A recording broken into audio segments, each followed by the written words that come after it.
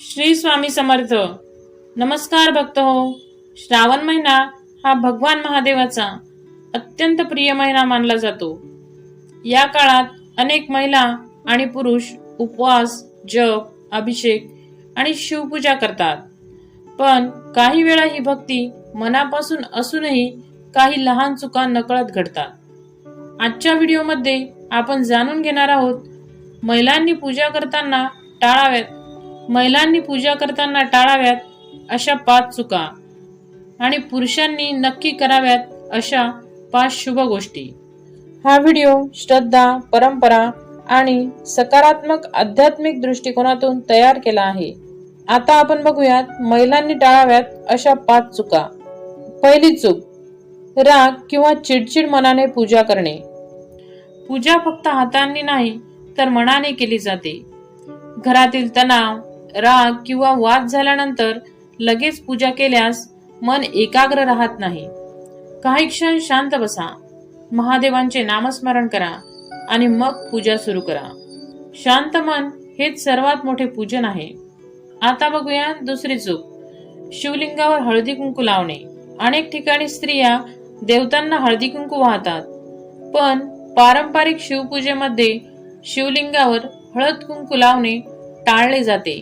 त्याऐवजी बेलपत्र, पाणी, दूध, अक्षता आणि फूल अर्पण करणे अधिक योग्य मानले जाते.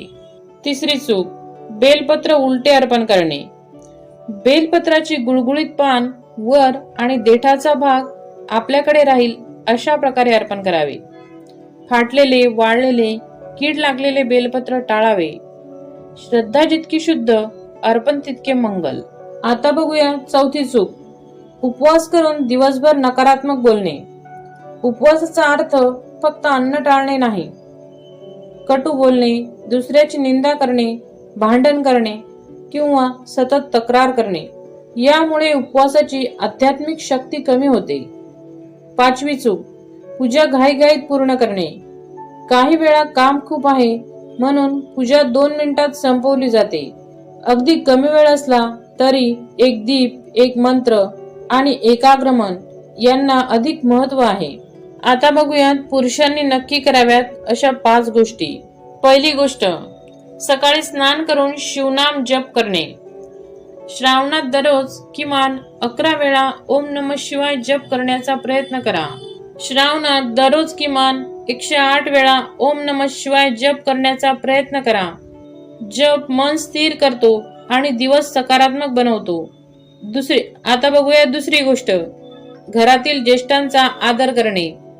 महादेव करुणा आणि विनम्रतेचे प्रतीक आहेत.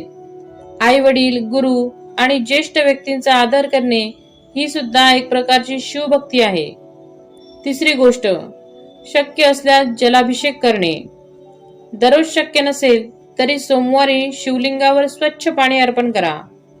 अभिषेक करताना मनात प्रार्थना करा, हे महादेवा, माझ्या घरात शांतता, आरोग्य आणि सद्बुद्धी राहू दे. चौथी गोष्ट, एक तरी सत्कर्म करणे. श्रावणात एखाद्या गरजूला अन्न देणे, पक्ष्यासाठी पाणी ठेवणे, गायीला चारा देणे किंवा एखाद्याला मदत करणे ही शिवसेवाच मानली जाते. पाचवी गोष्ट, वाईट सवयींवर नियंत्रण ठेवणे. अतिराग, अपशब्द, व्यसन, खोटेपणा किंवा दुसऱ्यांना दुखवणारे वर्तन कमी करण्याचा संकल्प करा. श्रावण हा स्वतःला बदलण्याचा महिना मानला जातो. आता आपण बघूया महिलांनी आणि पुरुषांनी दोघांनीही लक्षात ठेवाव्यात अशा 3 गोष्टी. पूजेपेक्षा मनाची शुद्धता महत्वाची. दुसऱ्याची तुलना न करता स्वतःची भक्ती वाढवा. महादेवांना दिखावा नाही, सच्ची भावना प्रिय असते. भक्त हो, श्रावणातील पूजा ही भीतीपोटी नाही तर प्रेमाने आणि श्रद्धेने केली पाहिजे. महिलांनी या 5 चुका टाळण्याचा प्रयत्न करा आणि पुरुषांनी या 5 शुभ गोष्टी आचरणात आणा. महादेवाची कृपा म्हणजे फक्त धन नव्हे तर मनःशांती, आरोग्य, कुटुंबातील प्रेम आणि योग्य मार्गदर्शन होय. हर हर महादेव.